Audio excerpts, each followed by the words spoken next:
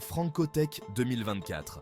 La RDC brille sur la scène de l'innovation francophone.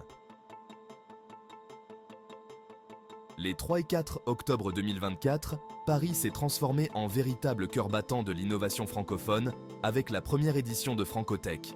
Organisé en marge du 19e sommet de la francophonie, ce salon unique s'est installé à Station F, le plus grand campus de start-up au monde. L'objectif ?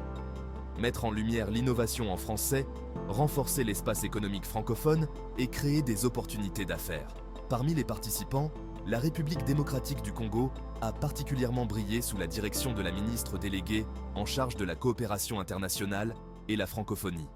Quelques institutions de la RDC, telles que l'Agence pour le développement du numérique, ADN, structure d'appui à la vision sectorielle du président de la République, l'Autorité de régulation de la poste et des télécommunications, ARPTC, l'Agence nationale pour la promotion des investissements, ANAPI, ainsi que la ministre déléguée en charge de la coopération internationale et la francophonie, étaient présentes au stand de la RDC pour exposer les différentes initiatives de transformation numérique en RDC.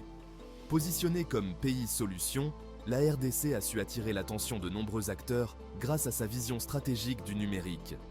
L'ANAPI, en collaboration avec l'incubateur Kobo Hub, a accompagné une sélection de start-up congolaises, choisies suite à un processus rigoureux comprenant un appel à candidature, un concours de pitch en ligne et des échanges avec le directeur général AI de l'ANAPI. Ces startups, incluant des secteurs tels que la FinTech, l'EdTech et la MedTech, ont brillamment représenté la RDC à Paris en mettant en avant des solutions innovantes pour relever les défis mondiaux.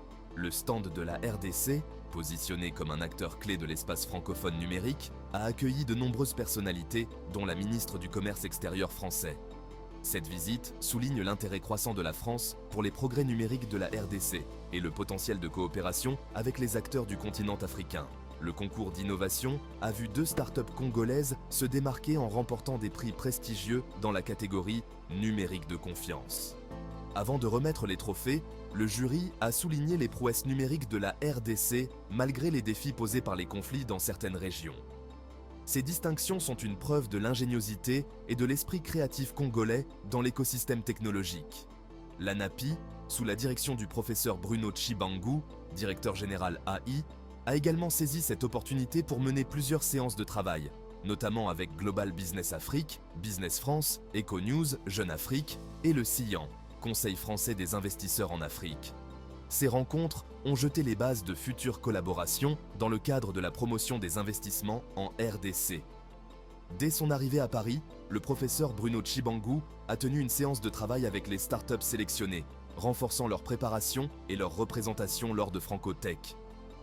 Ensuite, il a rencontré son Excellence Monsieur Émile Goyi Kassongo, ambassadeur de la RDC en France, pour coordonner les efforts diplomatiques en vue de maximiser l'impact de la délégation congolaise durant cet événement.